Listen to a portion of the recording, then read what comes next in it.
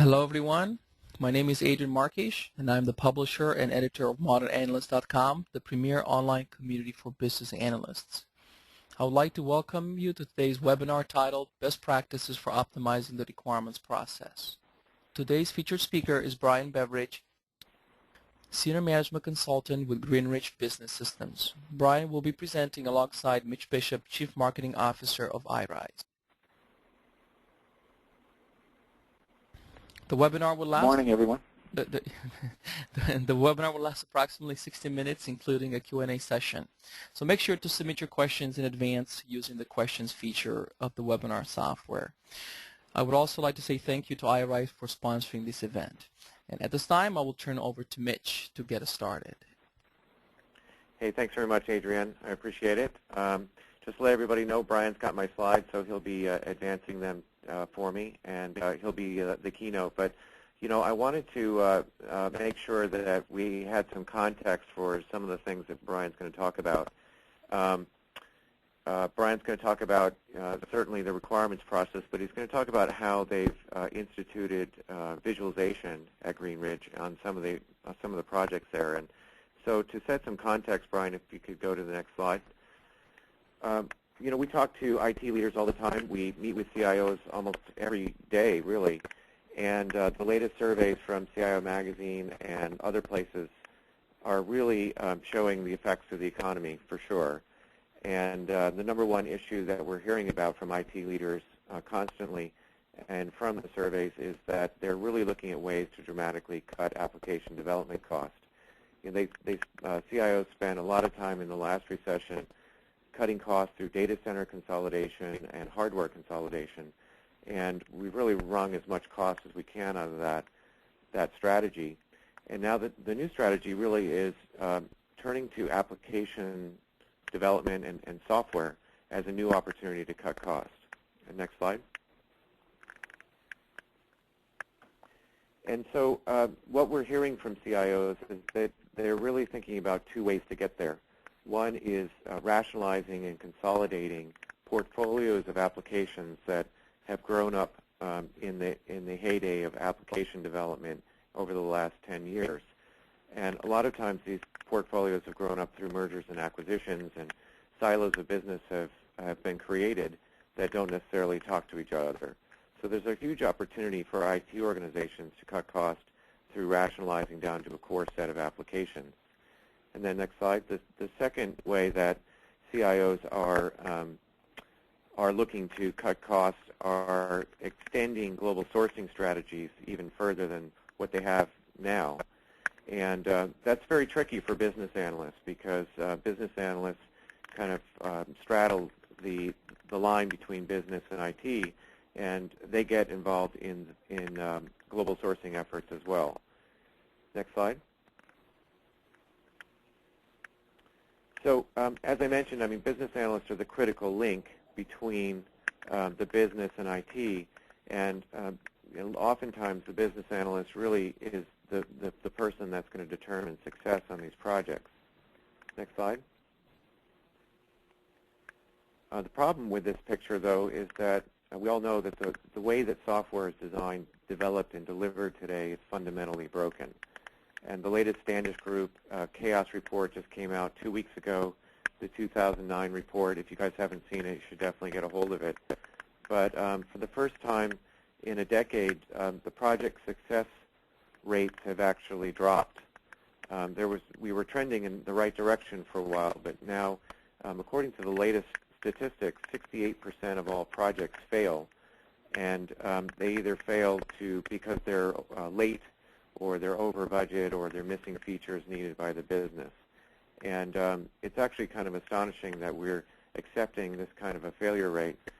I guess if you had this kind of a failure rate, the only place I can imagine where this would be considered successful is baseball if you're a hitter. But if you're trying to develop and deliver critical business software, this is just a horrible statistic. Next slide. From our point of view, there's really two issues involved in this failure. And one is that business users really don't know what they want until they see and interact with it. And if you're developing code, after a long definition and requirements process, once the code is developed and through QA, that's really the first time that business gets to see and interact with it. And we all know that it costs, at least 100 times more to fix something after it's been coded than to fix it early in the process. Next slide. The second big issue, of course, is that business analysts are armed with antiquated tools, the equivalent of drafting boards in other industries. And as you sit down with your business stakeholders and try and document requirements, you're using Word, you're using use case diagrams, maybe some static screenshots, and occasionally you're turning to development to help you build wireframe mock-ups. And fundamentally, the business users can't interpret this stuff, these giant documents, these requirements documents. They oftentimes sign off on them without really reading them or understanding them. And when you turn around as a business analyst and hand this stuff downstream, there's also confusion. Next slide. So we see this document, this binder, really a lot, and that is that, a lot of times business analysts walk into a stakeholder review meeting with a 500-page binder of text requirements and static screenshots. Next slide. The impact of all this is really dramatic. BAs end up working really long hours. I'm sure that you guys have experienced this. Projects are delayed. There's little recognition or reward for what you're doing. And oftentimes development organizations have to redo what they're doing over and over again. And of course it leads to a lot of strained relationships. Next slide. So from our perspective, the solution is giving your business stakeholders and downstream organizations the ability to interact with and fully experience applications before they're coded, before they're built. And we call it visualization. iRise lets you, as a business analyst, quickly assemble a working preview of applications without any coding and do it in a way that is a rapid, iterative requirements elicitation process with your business stakeholders and gets to the right answer really fast. Next slide. With visualization, the whole process is transformed. Your business stakeholders can now see and interact with something very early in the process. You can rapidly iterate to the right answer. We like to say we let you fail early and cheaply versus failing late and expensively. And the visualization then becomes a very important artifact that can be handed downstream to your development organization, along with the other artifacts you're already developing, in order to really clear up any confusion about what to build. Next slide. We often get asked, what can you visualize with iRise? And the quick answer is anything with a user interface. So web applications and portals for sure, but also packaged applications, even mobile applications. We just announced this week an update to our iPhone visualization template. Next slide. So we've got over 300 customers, and roughly about 20,000 BAs out there are using iRise, to visualize before they build. And what they're telling us is on these projects, they're getting the projects done twice as fast. They're virtually eliminating rework, which is oftentimes 20 to 30 to even 40% of a project's budget. And organizations are getting transformed. The software process, development process is getting transformed into something that's really working well. And for the first time, what we're seeing is that business analysts are telling us that they feel empowered. They're getting more done in the same amount of time. Next slide. So our vision is that by 2020, all business software is going to be visualized before you build it. And it makes sense. I mean, you wouldn't dream of building a new car or an airplane or a semiconductor with a drafting board anymore. Why are we designing software with the equivalent of drafting boards? So that's just a quick background of what visualization is. And with that, I'd like to introduce Brian Beveridge. Brian is a senior management consultant. He's got over 25 years of experience building complex business systems and applications. The cool thing about being involved with guys like Brian and Greenridge is that his area of expertise really crosses over many industries. And so for the folks on the line, you really are going to be able to tap into best practices gleaned from many years of working on these projects across many different industries. So no matter what example Brian comes up with, I think there's going to be some really good lessons learned for everybody on the line. So with that, I'll turn it over to Brian. Well, thanks, Mitch, and appreciate the introduction. It'll actually save me a few minutes later on. So, yeah, really what I'm here to talk about today is some, I guess I would call them lessons from the trenches, best practices that our company's learned as we've gone through some of this process and used some of the technologies such as what Mitch was describing in iRise here. So I'm going to spend a couple of minutes just doing a little introduction, and then I've got the topics here where we're going to talk about ways to enhance the requirements lifecycle, some of the best practices that we've learned over the years for gathering requirements, how to maximize stakeholder input throughout the process and incorporate it into what you're doing earlier, and then spend some time on how visualization can integrate into the IBM rational environment, and I'll give you some background on that as we go as well. And then towards the end, we'll focus on some lessons learned and some best practices that might help you out down the road.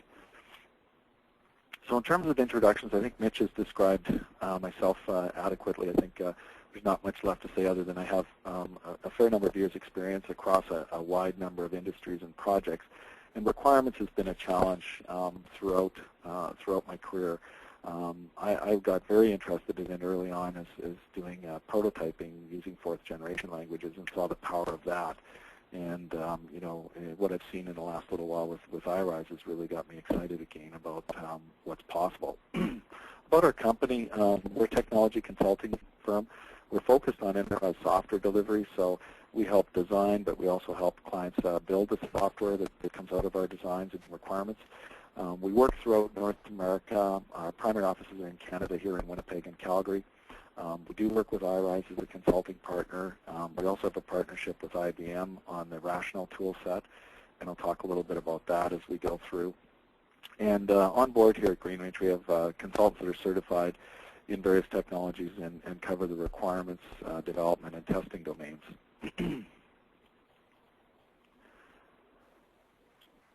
So moving along, I think we talked a little bit about the background of the problem. I apologize for some of the text on this slide, but I think this graphic kind of illustrates the problem.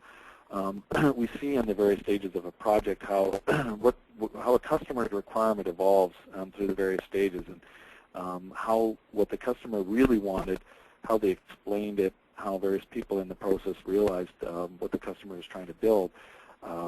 Tell a vastly different story.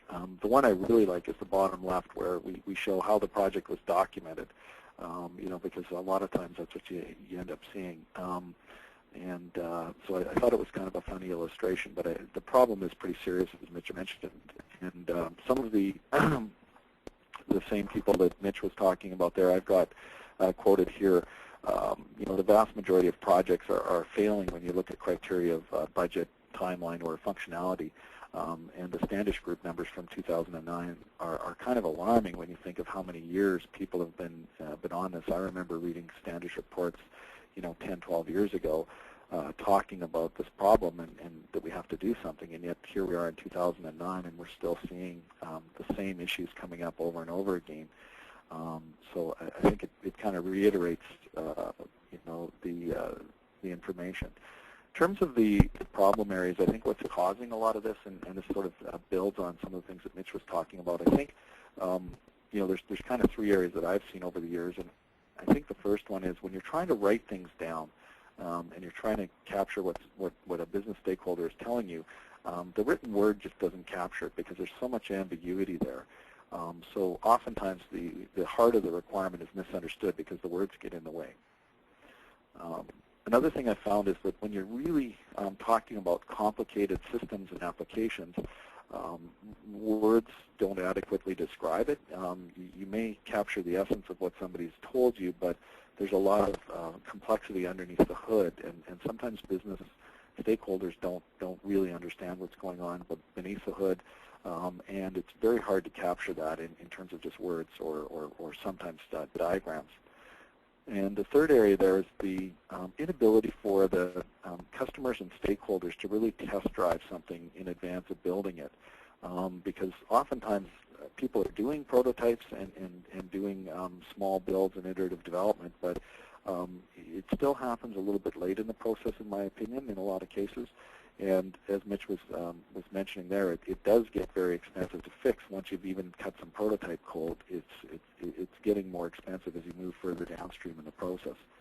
So those are three areas that I think need some attention. And some of the observations that I've recorded are really reiterated what Mitch found. So I found that in my experience, most business stakeholders can't describe what they want until they see what they don't want.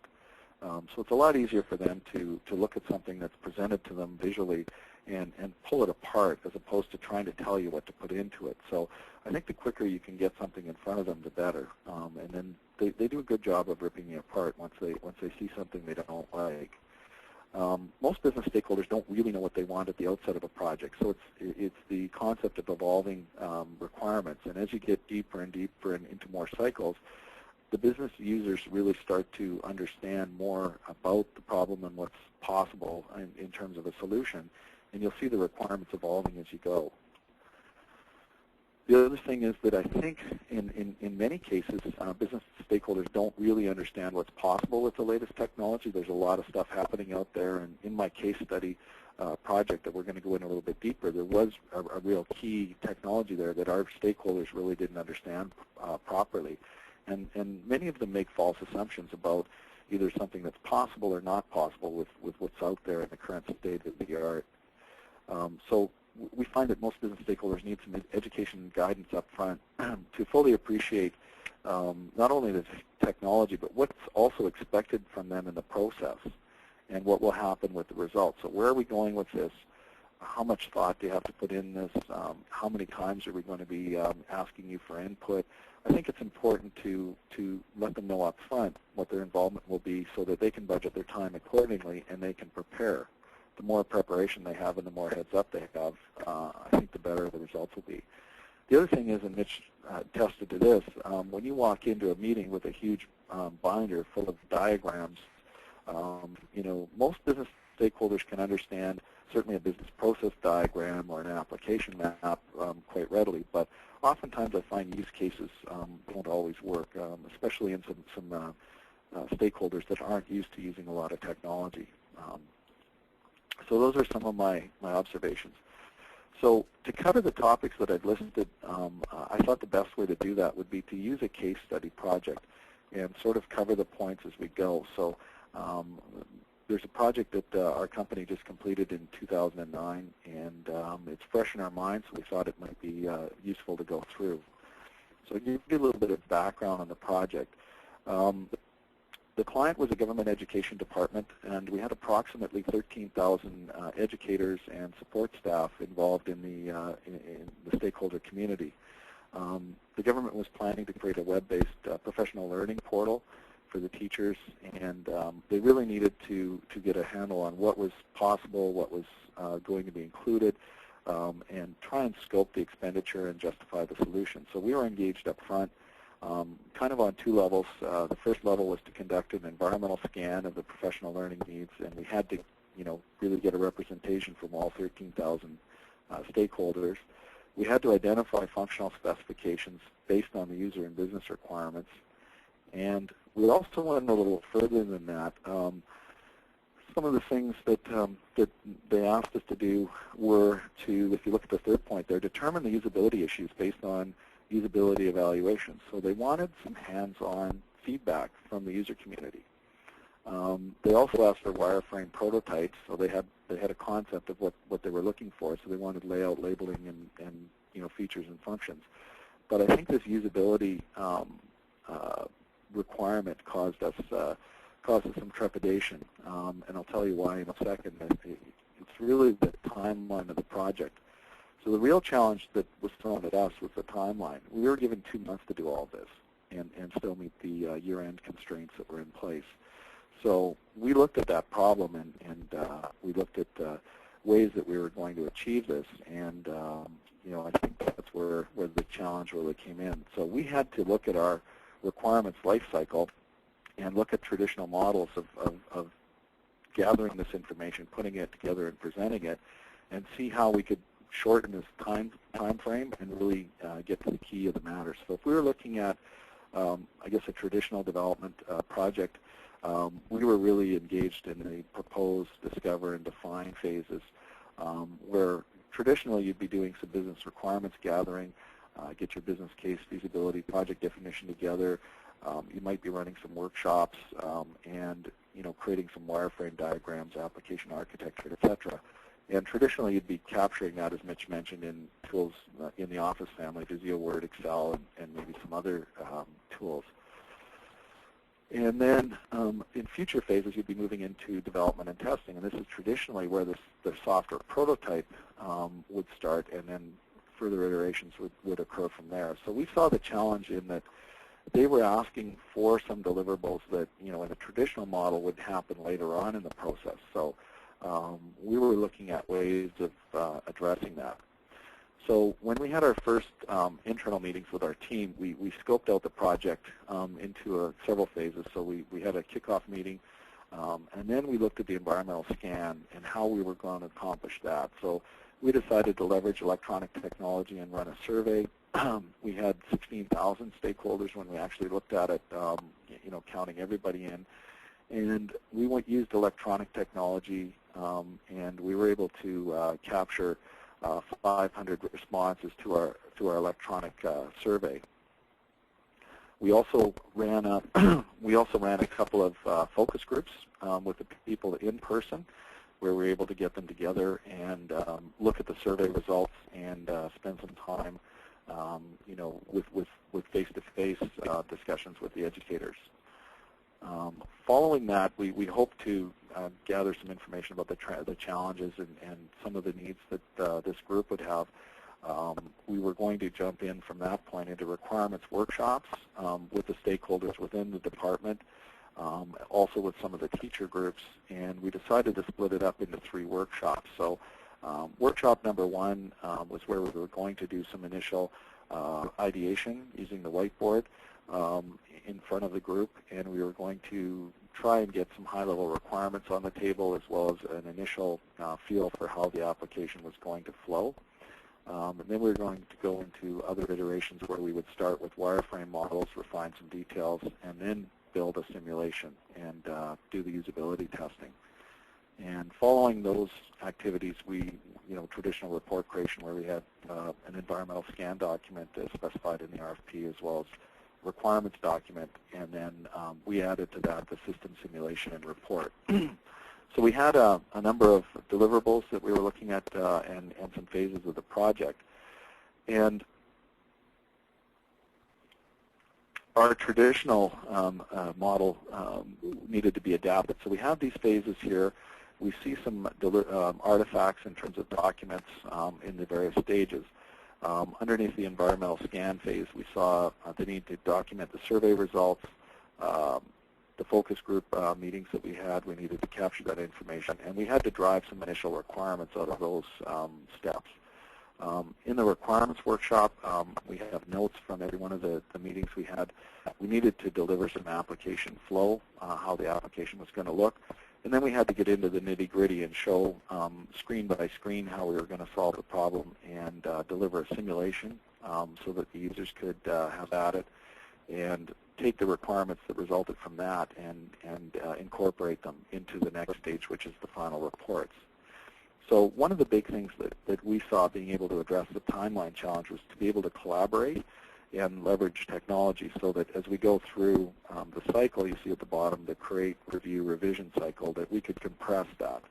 Because one of the biggest challenges with this time frame is that we're dealing with a large number of stakeholders who work for different people, and the ability to get information into their hands, get it reviewed, and get it back into our documents would probably exceed the timeline of our entire project in a normal environment.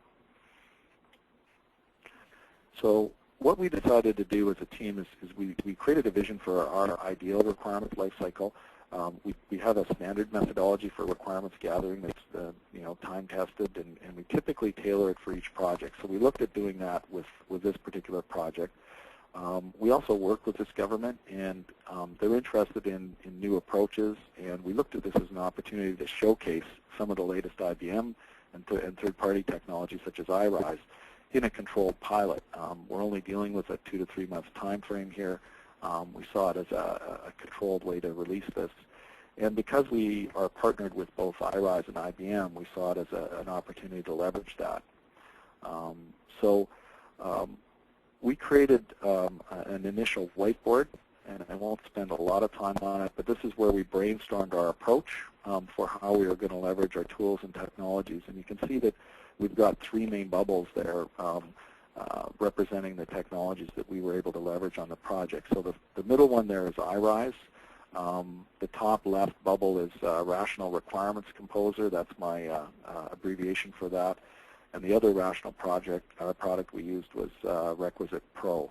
So you can see the 3 bubbles there, and what we were trying to do is determine how we were going to use these tools to shorten the timeline and leverage the collaboration capabilities.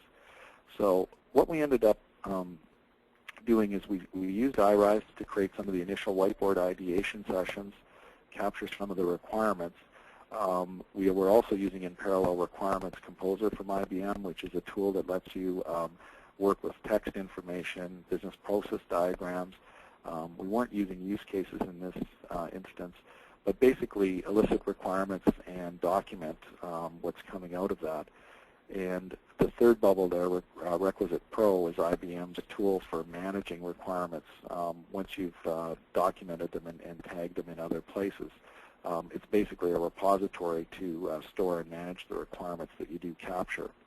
So this is the three legs of the triangle we saw in terms of the technology, and various other parts of the diagram where we're talking about deliverables.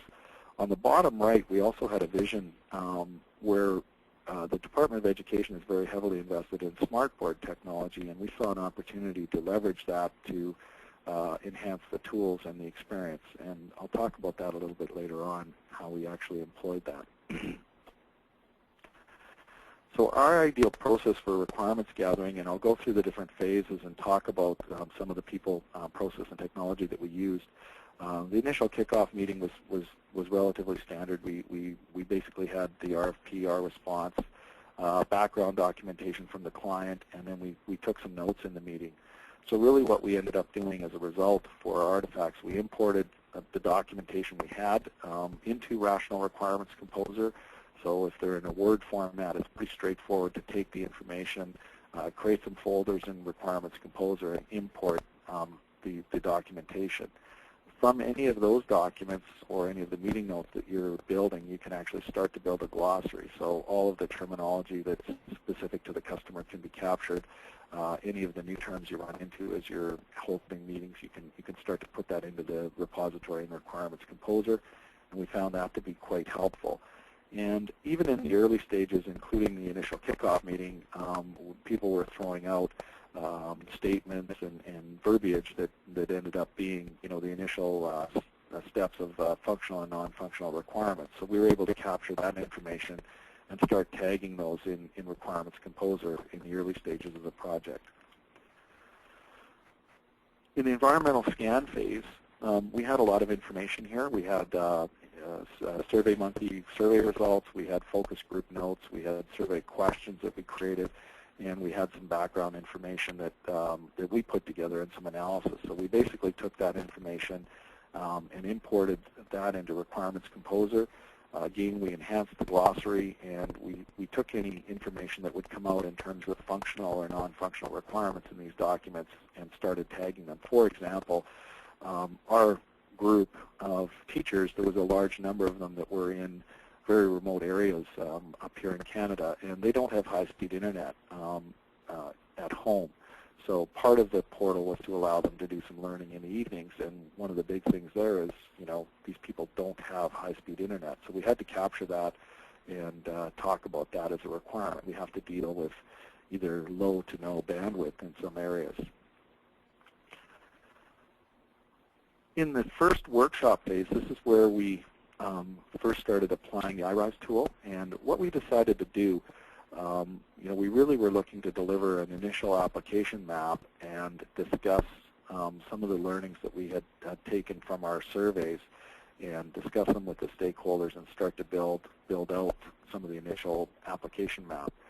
So what we did is we launched iRise back at Greenridge, and we did some brainstorming using the whiteboard ideation component, and we were able to go through and create a scenario for and seed what we thought the initial portal functionality would be, because there's some standard user sign-on, registration, orientation landing page, and then there was some items that were in the RFP that we knew they really wanted. So we created an initial scenario, and then what we did is we brought that in with us to the first meeting, and we brought it up live on the whiteboard, and we were able to go through with the clients and validate what we had put in and start to add to it in front of the clients. And they really liked that. They appreciated the fact that we could drag and drop. We could add pages, we could change pages, and we could change the application flow live in front of them.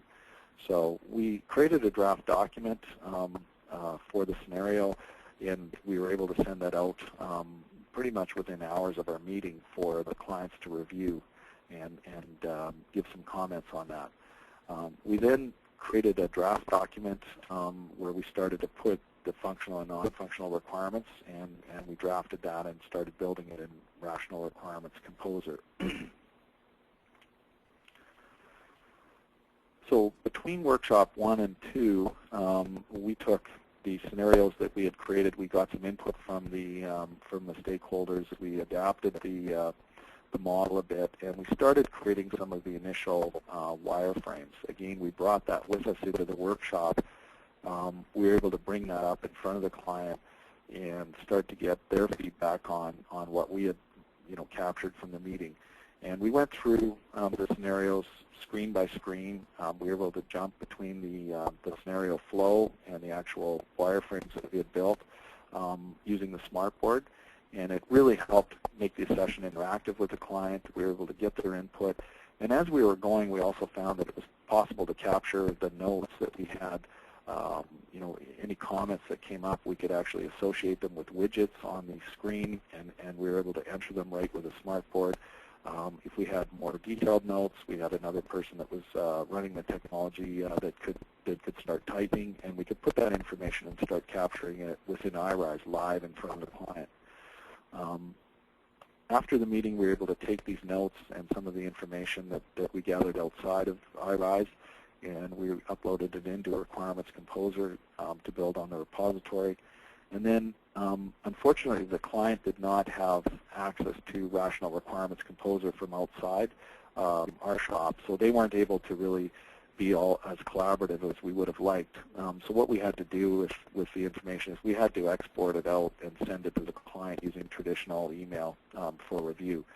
So within our team, we were able to do some of the collaboration and review behind the scenes using Composer, but we really would have liked to have the client included in this process. And as we go forward with them, we're going to recommend that they adopt some of the client software. So between workshop number 2 and workshop number 3 is where we used iRise to take our analysis level wireframe simulation and really build it into something that was high fidelity. So we were able to take the templates that we got from the client as to their standards for web applications. We were able to apply that template to our wireframes and expand on them. And we were able to produce the high fidelity simulation of the key points of the application. And one of the big things that came out through our surveys and through our workshops was that social networking functionality was going to be very important. But we found that our stakeholders really didn't have a good grasp of what was possible and were worried about it. So we really spent a lot of time going into detail on how people would participate in the community, where they were ranking and rating and recommending content across the portal, and how that would work, as opposed to some of the things they hear about, within other social networks where it's not as productive. So we spent a lot of time on that. We felt that was one of the heart, that was the real meat of what was coming out of our requirement sessions, and we wanted to make sure we simulated it properly. So we used iRise to do that. We also then had another session with the clients once we had our high fidelity session ready, and we walked through it screen by screen, and again, there was some last minute changes, but for the most part, we had nailed in the other two workshops. We had really captured what they wanted. Again, we used the Smartboard, and what we did with this simulation is we made it available to the clients live over the web using the iRise Definition Center that we were hosting at Greenridge, so that we could then get hands-on testing of the application simulation by the stakeholders, and we could capture their comments right in the Definition Center. So the notes that we captured and the comments, we basically were able to incorporate them into our documentation. We uploaded some of that information into Rational Requirements Composer. We discussed them internally with Rational Requirements Composer, and then we did some final changes to our functional and non-functional documents as a result of what came out of the simulation and review steps. And here's a shot of us live in the session with the client. This is Michael, one of our consultants, using iRise live in front of the stakeholder group. He's showing one of the pages in the portal here. We're talking about the advanced search functionality, and someone's made a comment. Michael's brought up the commenting capability within iRise, and he's filling it out live with the pen in front of the client.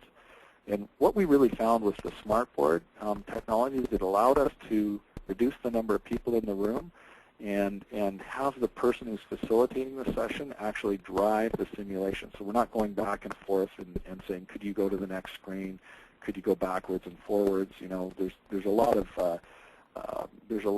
problems with that scenario, and we found that by using the Smartboard, Michael was able to jump around within the simulation as the people were asking questions, and it really made for an interactive session, and we feel we got a lot out of it.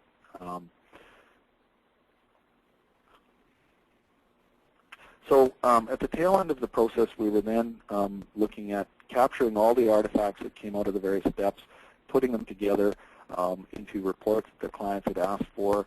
So we had an environmental scan report that we had reviewed and finalized in Requirements Composer. We had links from the environmental scan to the functional and non-functional requirements. We created a requirements document where we had comments and review information within Composer. And then we imported scenarios and screenshots and the document view from iRise into this final document. What we then did as well, because we needed to build a repository of requirements, we then took this information and started populating the requisite Pro database with requirements that we had captured both in iRise and in Rational Requirements Composer. And we also then were able to take the simulation we built and create an iRise iDoc and host it in the Definition Center so that we could run the usability tests with users. Users could then use it in their presentations and basically have a living document. So in terms of the actual versus the ideal process, the bulk of the initial artifacts were created in iRise and Word. We really would have liked to have had the clients more involved and able to access Requirements Composer so that we could incorporate the feedback and use it much more collaboratively. We then used iRise documents and imported them into Rational Requirements Composer. There is an integration that's available now that can do this live, and if we get a few minutes, we'll be able to show that. And then the final documents, we use traditional export and review through email and traditional Office tools. So in terms of our life cycle and what we ended up enhancing, we saw Requirements Composer being a key placeholder for a lot of the initial documentation. It's where a lot of our follow-on documentation and notes were captured and reviewed and enhanced. We also saw iRise as a key piece of the puzzle because we were able to then visualize, what we were going to build. We got our stakeholders on board with the social networking aspects of the application, and we were then able to, distribute it, get some usability feedback in a very short period of time. And the result is a simulation that can be shared. If in the further stages of the project the client ends up using another firm to do the development, no problem. We've got a very tight model that they can use and the developers can follow. And at the same time, we've also got a repository that was built in Requisite Pro of the requirements that can be managed downstream as well. So hot off the press, we're running a little short on time, so I'm not going to be able to do a lot of discussion here, but there is a new product called iRise Connect for Rational Requirements Composer. So if you are a company that's going to be using Requirements Composer for your requirements repository, you can actually use the simulations you've built in iRise, have them connected into the web of requirements that's stored in the Rational Products repository, and as you're doing reviews and connecting objects within the repository, you can connect from a business process diagram to an actual visualization of how that's going to be realized. So I think it's bringing a lot of power to the table, and has some use for increasing the stakeholder buy-in on, especially the functionality that we're talking about, the usability reviews. So in terms of best practices here, to kind of come to a conclusion, I think one of the most important things we found is we had to formalize the plan for how we're going to capture the requirements, how we're going to go through the process, and we had to communicate that both internally to our delivery team and externally to the business stakeholders. Although our approach looked fairly complicated, we tried to follow the simplest approach possible, and we did a lot of our work in iRise using the model of the application, and then we worked from that to flesh it out. So in our opinion, we used a fairly simple approach, but the diagram earlier on was a little bit messier.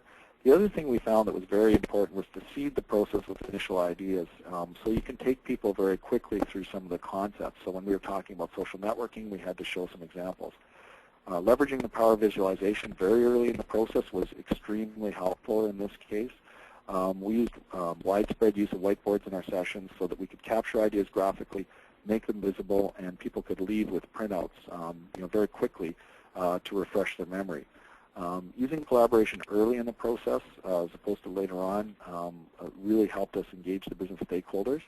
And the other thing is we captured some of the heart of the solution very quickly, and we addressed it first. So in terms of lessons learned, I think non-business users we found responded extremely well to the visual approach.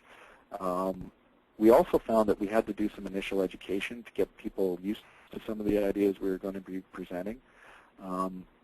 The other thing is, although the Smartboard technology and there's some similar concepts out there, it's very powerful. You have to practice with it and rehearse it so that you can leverage it in front of the clients.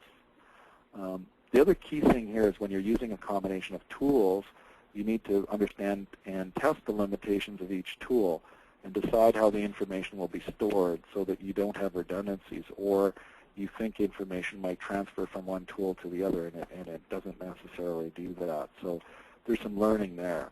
And the other thing is the analysis team needs to really fully understand the deliverables and the overall approach that they're following. This is one of the most important. If this is a version 1.0 of the process, which in our case, this was the first time we had tried to combine these three tools together on one project, you need a very understanding client and a budget for experimentation, and we were lucky enough to have both. The other thing is you're doing visualizations. It's important to really go through some stages of increasing fidelity as you go from a real sketch from your application map to your sketching of screens, and gradually ramp up the fidelity of the UI so that your simulation gets more close to a real application as you go, because it really doesn't matter until you're close to the end, how close to the finished product you're going to have. Again, we talked about the overlap in functionality, so your plan and your discussion with your team is really all about which tool is going to host which functionality. So you can comment on objects on almost every tool, but for example, not everybody in our team was going to have access to Requisite Pro, so it really didn't make any sense for us to do our discussions in that tool. And don't be afraid to collaborate with your external clients. And the other thing is, in our case, we were looking at which tool fits well in terms of lessons learned. We saw that the iRise visualization worked really well with our initial whiteboards, our initial application map, to gather comments, to review the high-fidelity simulations, and gather stakeholder comments.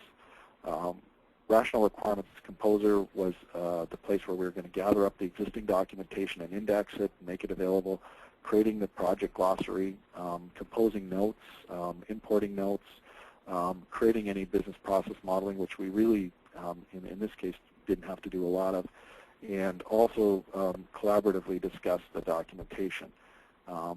Rational Requisite Pro is where we used for repository. We were importing from all the tools that we were using, and we also had to create a lot of different views of the requirements and export them into our final documentation from there. So that's where that tool was used. So really what we found in terms of people, process, and technology, we really needed to use experienced business systems analysts in this process who had superior facilitation and analysis skills. We also needed to assess the people on the stakeholder team, and in this case we really were dealing with teachers who had some experience with technology, so we had to do a fair bit of education as part of the process. In terms of process, we adapted our process up front and as we went, and we tried to leverage collaboration wherever we could throughout the various workshops and different cycles. And again, technology was a key component in the suite of tools we used for requirements definition, application simulation, and requirements management. And without those, I don't think we could have met the time frame. So that concludes the formal slides, and I apologize I've gone a few minutes over, but I'm going to turn it back over to Adrian. Well, actually, I'm gonna take over, Brian, and Okay. moderate some of the questions that have come in. We've got a ton of questions, and before we get to the questions, I'll just let you know we have way more questions than we can answer in the time allotted. But please don't worry, we will definitely get to all the questions. We will answer the ones that we don't get to live. We will get to on email. So, Brian, maybe we can start off. Also, before I forget, I wanted to introduce a couple of folks that are also on the line. Andy Berner is from IBM. He's a lead architect for the ISV Technical Enablement and Strategy Group. He's been our contact at iRise. We've been working with building the integration to IBM Rational Requirements Composer, so he's on the line. And Melissa Bennett is a business development manager at IBM. She's also on the line, and they're available to answer questions for us about the IBM product if you have questions. Brian, maybe you can take this first one. You know, we talked about visualization, but the concern here is isn't a visualization really a commitment to the end user? And what happens when the development team doesn't want to deliver something that looks or acts like the visualization that the BA has constructed? Any advice in that regard? On this particular project, the phases and the teams might be totally separate. So, you know, this example I'm using, we were trying to get the best possible solution for the client, and although, and I guess the benefit of us developing portals that that are similar to this, I don't think anything we visualized was impossible or extremely difficult to do downstream. But I think there is that potential challenge. You might be able to go a little bit beyond what the developers are willing to take on. But in the particular case we were using the visualization for, we really knew because we had some of the people on the team that were probably going to be developing it should we be selected downstream to do it. You know, we knew how we were going to do it, and we knew that what was in the models was possible. Got it. Another question that has come up, this case study seems to be more of a traditional waterfall development methodology, which isn't good or bad, it just is. But I think some of the listeners here are interested to know if visualization can be applied as an approach to more of an agile methodology. Yeah, I think sorry, go ahead. I haven't used iRise in an Agile project, but I have been on Agile project where we've used other prototyping tools, and I see it fitting very well into an Agile approach. This project wasn't done that way because of the way the client, the government organization, had separated the requirements from the actual building. But perhaps you guys from iRise have seen it applied, in Agile settings. Yeah, absolutely. I would point to a couple of resources on our website. There are a number of customer stories where iRise has been used in an agile-like environment, rapid iterative definition to complement rapid iterative development. And you can find those on our website. Out of our 300 customers, there's a good portion of them that are either have moved or are moving to more of a rapid iterative approach. And visualization fits in well there because you can kind of think of visualization as the definition asset is supporting rapid iteration. And whether you're kind of more strict agile and you have well-defined scrums and sprints, or you're more of a agile-like, there's definitely a lot of our customers that do that. And I would point out to a couple of specific web seminars that we held last year, one with MD Anderson Cancer Center and one with Delta Airlines, where they specifically describe how they fit visualization into an agile-like environment. So that might be helpful to the folks that are listening. We got another question here from someone who's actually asking who actually creates the visualizations or prototypes. The development teams or the BAs. And I guess I'll take that one. iRise is a product that's actually been designed from the beginning to be used by business analysts. It's typically not used by a developer. It doesn't require any coding knowledge. In fact, you can't code with it. It's a drag-and-drop environment that's easy enough to use for most business analysts to pick up. We also offer free online e-learning, free training that's available from our website, as well as free templates or simulation iDocs, we call them, that you can download from our site to give you examples of commonly simulated functions or screens. So there's a lot of support infrastructure in helping you through the learning process. Having said that, it is a product that does take some learning. You're not going to download, for instance, AutoCAD from Autodesk as a designer and know how to use it right off the bat. But what we're finding is with the 20,000 BAs out there that have taken on this product is that with a couple of days of training and then some work on a specific project, they get to be pretty proficient after a couple of weeks using iRise. Brian, we have some more questions about the project example that you came up with or used in your presentation. Yes. You mentioned that use cases are not understood by customers. Is this a problem with use cases fundamentally or with how they're written? I think it could be both. In this particular project, we were dealing with teachers, educators. There was probably only one or two people out of the group that had anything to do with IT. So we found even when we were talking business process diagrams, a lot of the people were glossing over. In other scenarios where I've been working with use cases, oftentimes they're not written with enough business language in them for the business stakeholders to really get an appreciation for what's going on. They seem to be, at least the vast majority of the ones that I've seen that haven't worked well, they're written for the people downstream, the developers who are going to be working with them. And I found business users in some mature organizations, the business users have seen a lot of them and have been around them, but I think it's both. Okay. From your perspective on the projects you've worked on with visualization, is it a good idea or practice to involve developers, downstream developers and programmers this early in the design and prototyping process? I mean, how early do you involve them, and what's best practice there? Well, I think it's one of those it all depends type of questions. It depends on the project. A true consultant answer. Exactly.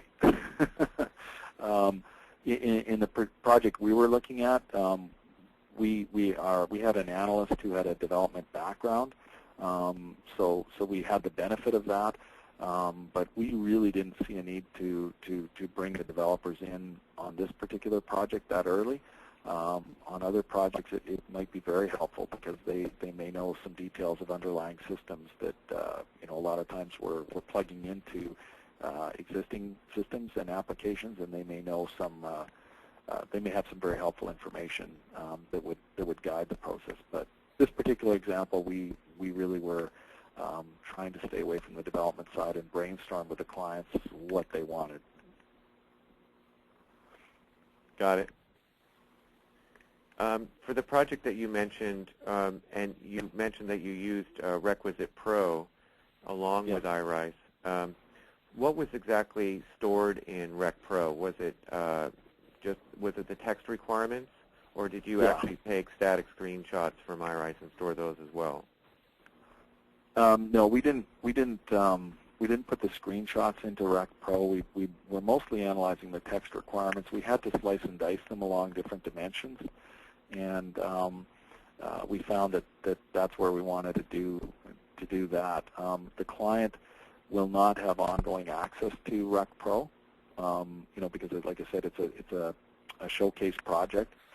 We're presenting it, but we think that the follow-on project, if it's done by another vendor or internally, they won't have access to that repository. So, in this particular case, we didn't see it all that useful to put other objects in there. But, in other examples, I think it would be very helpful to do that. Got it. I think we have time for one more question. This involves, I think, there's actually a number of questions. I'm going to try and merge them together here. But there are a number of questions coming in about the topic of reusable definition assets inside of iRise, which we definitely support through the concept of masters and templates. A lot of our customers are actually creating standards for design and standards for behavior of their applications and then incorporating those into iRise as simulation templates and masters. And by making copies of those, then you can create a situation where by just simply changing the master, you are able to then propagate that change through all the copies. It's a great way of enforcing branding standards. It's a great way to enforce behavior standards for the application across different silos of business. But I'm not sure, Brian, if you've had a chance to use that capability in iRise. Yeah, actually, because we now have another, we had another project that started pretty much at the tail end of this one for another department within the same government. And we were able to use the objects that we had created because they have a standard set of templates across the government. And because it was another web application, we were able to, really save a lot of time and, just keep the standards going. So, for us, it worked out even on the first project. That's great. And just I'll throw in a quick one here, just a quick answer to a quick question, which was, does iRise apply only to brand new systems? No, you can use iRise for upgrading or enhancing existing systems, and we have got a methodology around that. We'd be happy to share with the listener that asked that question. So with that, I'll turn it over to Adrian. I think we're at the top of the hour. Yes, we are. Thank you, everyone, for attending this Modern Analyst webinar, and many thanks to Brian and Mitch for a very informative presentation. I wanted to point out that the webinar, along with the slides, will be archived at ModernAnalyst.com within a few days. This concludes today's event. We hope you have a great day.